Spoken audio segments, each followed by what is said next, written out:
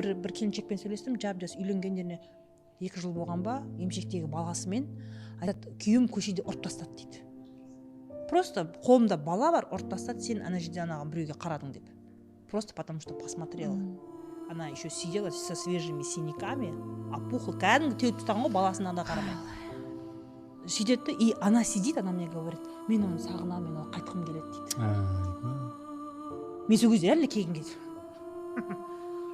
Дегенсің ғой? Басынан қатты тепкен ғой дедік. Я такая, это ненормально.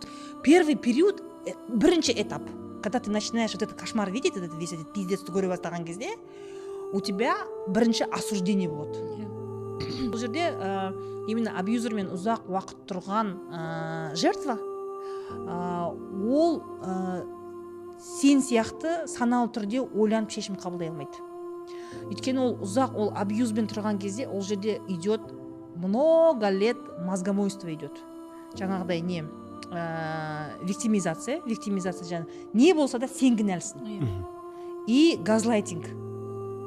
Сен мынау дұрыс десең де, сенікі по-любому дұрыс емес болып шығады. Осы екі влияниенің ортасында адам шешім шығара алмайды.